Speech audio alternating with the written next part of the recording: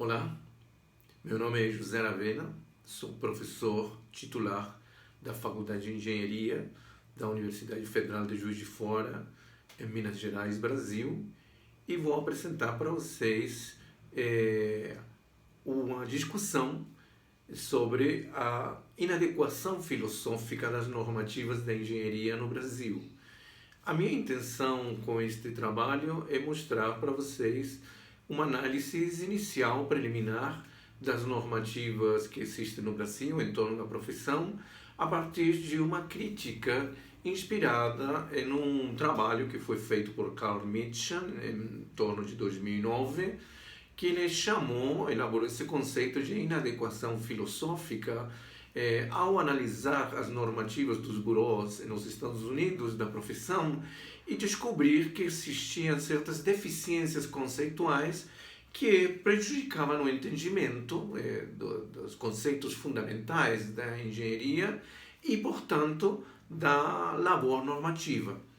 Então, essa mesma perspectiva desenvolvida por Carl Mitchell, eu desenvolvi sobre a normativa no Brasil e, além do espírito da crítica, obviamente que, para mim, funciona como um ponto de partida para a reflexão filosófica da engenharia.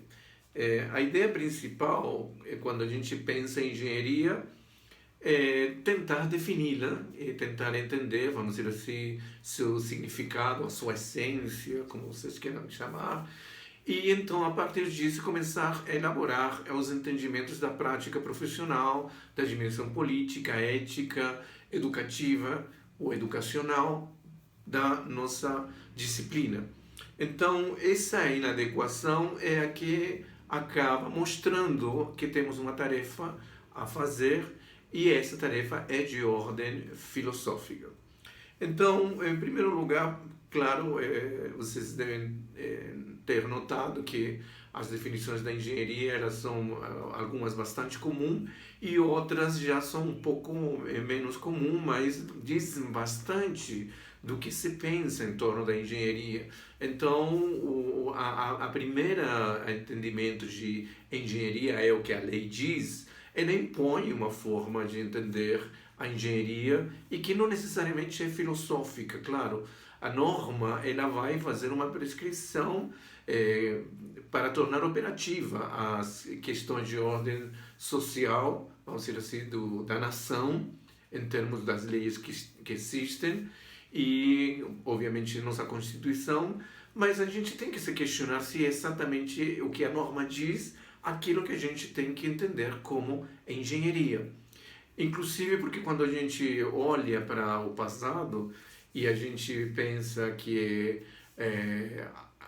Leonardo da Vinci representa a figura do engenheiro, ou então Tales de Mileto foi o primeiro engenheiro, então a ideia de engenharia que a gente aplica a esses personagens da história não pode ser a ideia da norma que existe hoje em dia. Então, nós fazemos uma diferença e entendemos que existe uma definição institucional para fins legais e existem as definições, vamos dizer assim, históricas, vamos dizer assim, como começou a engenharia com o corpo de engenheiros da França, ou então as primeiras pirâmides do Egito, elas já trazem a ideia da engenharia. Então, há um entendimento histórico e, obviamente, que a filosofia vai querer desenvolver um entendimento ontológico, ou seja, o que é ontologicamente a engenharia.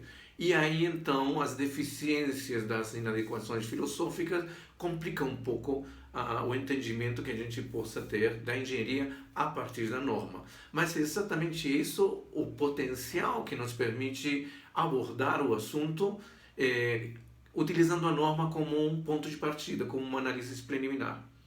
Então, para efeitos de entender como funciona no Brasil a nossa norma, é necessário ver que a fiscalização, vamos dizer assim, da profissão, que é o que, vamos dizer, o corpo principal da nossa norma está na lei que cria o CONFEA, que é a Confederação desculpa, o Conselho de Engenharia, não? Conselho Federal de Engenharia e Arquitetura, e a partir desse órgão se fiscaliza a profissão. Então é esse órgão, através dos conselhos regionais, que acredita ou habilita ao engenheiro a exercer sua profissão. Então há um papel muito importante nesses órgãos, e aí esses órgãos, então, eles vêm com uma história longa do controle da profissão, que começa na coroa portuguesa, com a intenção de manter sob controle o trabalho dos cartógrafos, né? Depois, historicamente, após a independência do Brasil e a criação dos estados, se perde um pouco esse poder político da aristocracia, e os grandes donos da terra enviam seus engenheiros a estudar a Europa. E, bom, à volta, então, eles profissionais, vamos dizer assim, já com conhecimento técnico, eles se inserem dentro do quadro de poder político da nação, e se criam então os conselhos, principalmente a Ordem dos Advogados, que foi o primeiro pleiteando esse espaço de poder, mas a engenharia, a medicina, junto com a advocacia, elas são hoje em dia entendidas ainda como as profissões imperiais, pelo forte papel político que elas desenvolvem no desenvolvimento da nação. Então, esse espaço de poder político não é exatamente autorizado pela norma, mas já faz parte do entendimento das relações sociais e as hierarquias sociais dentro do Brasil. Então, nesse contexto, se cria a lei que rege a fiscalização da engenharia, e aí podemos encontrar alguns elementos que nos dizem sobre a engenharia, só que nos dizem de uma maneira bastante confusa. Então, a lei que cria o CONFEA nos mostra que a engenharia ela não é definida pela lei. O que define a lei é uma caracterização do engenheiro. Então, ao a gente perguntar assim, bom, o engenheiro, obviamente, é o profissional da engenharia, e se a gente pergunta, bom, o que é a engenharia? Bom, pela norma, a gente teria que dizer a engenharia é o que faz o engenheiro. E a caracterização das obras do engenheiro está na lei, então quem faz o que está na lei é engenheiro. Esse argumento circular é complexo, porque, na verdade, a engenharia é anterior à norma. Então, a gente não pode dizer que, ontologicamente, a engenharia é o que a lei diz, ou, como alguns falam, é o que os engenheiros fazem. Porque o primeiro engenheiro deve ter começado a fazer alguma coisa que outros anteriores a eles, que não eram chamados de engenheiros, já faziam. Portanto, o entendimento ontológico da engenharia, ou histórico, é anterior à norma. Mas é a norma que nos diz alguma coisa. Então, a primeira inadequação filosófica que eu acho que é importante destacar é exatamente a de que na lei que cria o órgão fiscalizador não está definida a engenharia, está caracterizado o engenheiro. E o engenheiro está caracterizado a partir de um conjunto de realizações, de empreendimentos, de tipos de atividades ou produtos ou objetos técnicos no qual ele se debruça. E aí tem um segundo elemento que é muito importante na norma, que é aquilo que estabelece a nossa relação com as instituições de ensino, porque para ser engenheiro no Brasil você precisa ter um diploma de engenheiro, e quem fornece esse diploma de engenheiro são as instituições de ensino superior, vamos dizer assim, faculdades, universidades e por aí vai. Então há uma relação do que é a engenharia, vamos dizer assim, no entendimento da instituição formadora. Então ela diz, eu acho que a engenharia é isso, e nós temos uma lei, então, que instrui a instituição de que maneira ela tem que formar o engenheiro e quais seria mais ou menos o entendimento da engenharia dentro do escopo das instituições formadoras. E então temos o outro entendimento a partir das realizações do engenheiro, que é o que está na lei, e que vai então habilitar o engenheiro, dar atribuições para ele exercer sua profissão. Então aí já há um pequeno descompasso de um sistema que deveria estar extremamente interligado, de modo que essa relação poder e saber estivesse muito bem elaborada e, vamos dizer assim, pacificada, né? Porque vamos dizer, colocar no caso hipotético de que a instituição comece a pensar que a engenharia é uma coisa muito diferente do que pensa ou do que está estabelecido na lei. Obviamente isso vai impactar e provavelmente existirá uma disputa de poder para saber se eu confio a quem diz o que deve ser a engenharia ou é o Ministério da Educação, através das suas diretrizes, definindo o que deve ser a engenharia. Bom, então, nesse primeiro caso, a caracterização já ontologicamente um problema, porque a partir da caracterização você não define a engenharia, você vai dar sinais externos, vamos dizer assim, efeitos da engenharia. Mas se algum efeito da engenharia não está considerado nesse contexto, obviamente que aquilo não vai ser considerado engenharia, o que nos coloca numa situação complicada, porque talvez a engenharia seja muito mais daquilo que está prescrito como sua caracterização. Ou seja, digamos, inclusive, a caracterização do profissional, das realizações do profissional, que são genéricas e, obviamente, dão margem a outra discussão filosófica, porque essas generalidades incluem, embora sejam gerais, né? Mas no escopo do geral há muitas diferenças internas que acabam então gerando confusões. E aí colocar uma que é muito interessante que a gente encontra na lei, que é outra contradição bastante interessante, porque no artigo 7º se diz que os engenheiros poderão exercer qualquer outra atividade que por sua natureza se inclua no âmbito da profissão. Então aqui você já vê o embrólio que se forma quando a gente diz, bom, a engenharia tem uma natureza? Bom, a lei está dizendo que tem. E está dizendo mais ainda. Está dizendo que, na medida que se reconhece essa natureza, a atividade profissional é considerada legítima pela lei. Só que a gente, em termos filosóficos, é muito difícil a gente dizer da natureza da engenharia. E aí, então, como na lei não está explicitado qual seria a natureza da engenharia, fica, então, uma disputa de poder sobre quem pode exercer o poder de dizer o que é natural da engenharia e quem está em um outro lugar querendo trazer algum certo aspecto da natureza da engenharia que quem exerce o poder não concorda. Então, especificamente, então, a questão poderia ser remetida ao problema da docência em engenharia. Então, nós podemos dizer a docência em engenharia é uma coisa própria da natureza da engenharia, ou a gente pode dizer que a educação em engenharia é uma coisa própria ou da natureza da educação, que são dois campos profissionais diferentes, com normativas diferentes, com carreiras diferentes, e aí então surgem algumas disputas no sentido de o engenheiro pode ministrar aula? E uma disputa maior ainda, e se ele pode ministrar aula, ele tem formação para ministrar aula? Ele tem o direito natural, porque alguém diz que é da natureza da engenharia ministrar aula? Ou então nós teremos que discutir essa natureza? Bom, esse é um aspecto que vocês vão ver que decorre daquilo que a gente está chamando de inadequação filosófica da norma. Ou depois você encontra nas próprias diretrizes da engenharia um conjunto de afirmações ou conceitos que parecem autoevidentes.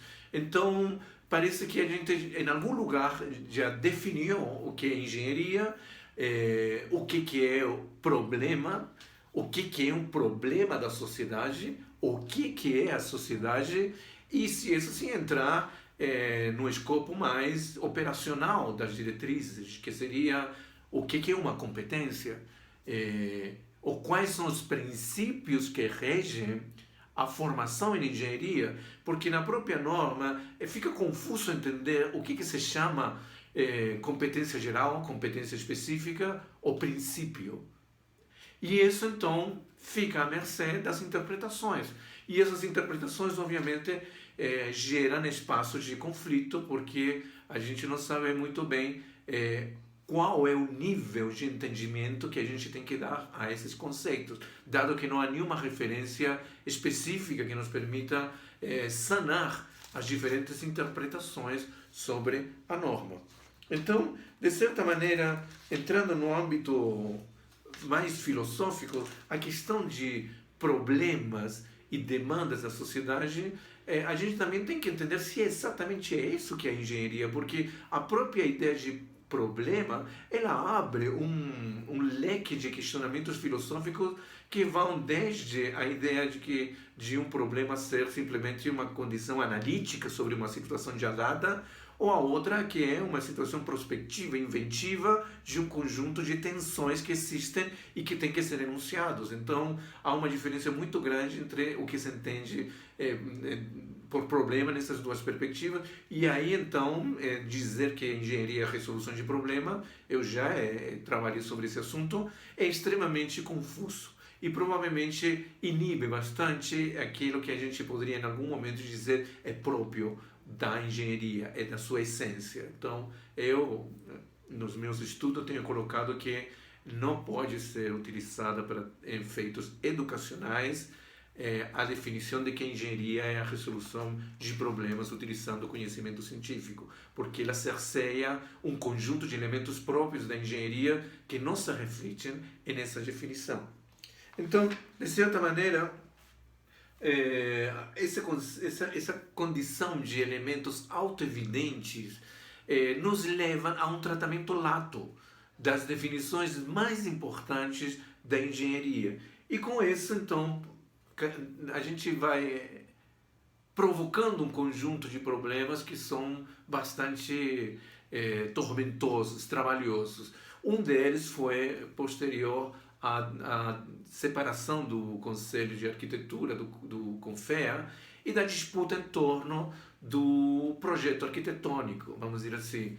E os documentos do CONFEA, principalmente aquele que trata da definição de projeto, que foi numa normativa do CONFEA, a definição do projeto ficou de uma maneira tão ampla, tão confusa. Eu vou ler, por exemplo, aqui a Diretriz Normativa 106 de 2015.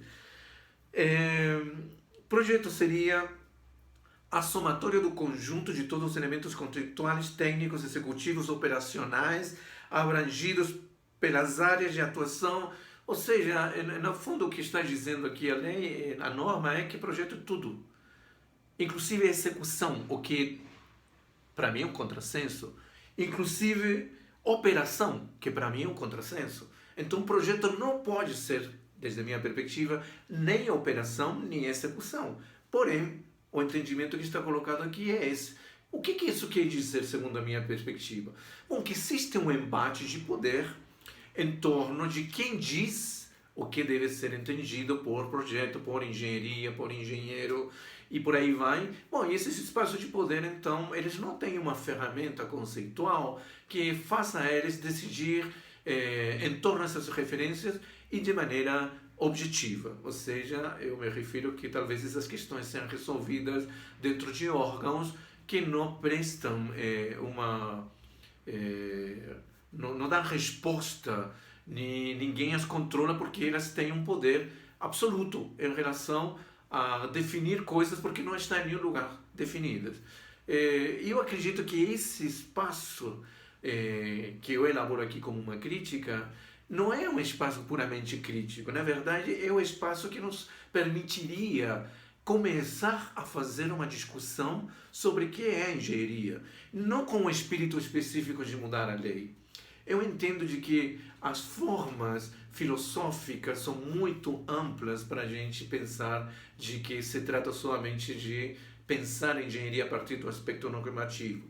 Eu entendo de que a gente precisa pensar em engenharia porque temos tarefas importantes com a sociedade em um mundo em transformação, principalmente quando estamos às portas de uma revolução técnica, como se chama, não? A quarta revolução industrial, quando nós temos a biologia sintética, que está praticamente colocando o próprio corpo humano como objeto técnico de uma engenharia que a gente chama engenharia ou bioengenharia, ou engenharia biológica, ou engenharia genética, onde teoricamente utilizamos a palavra engenharia para dizer de uma certa manipulação que a gente faz, ou resolução de problemas, ou, como eu gosto de dizer, de propostas de destinos para a evolução humana.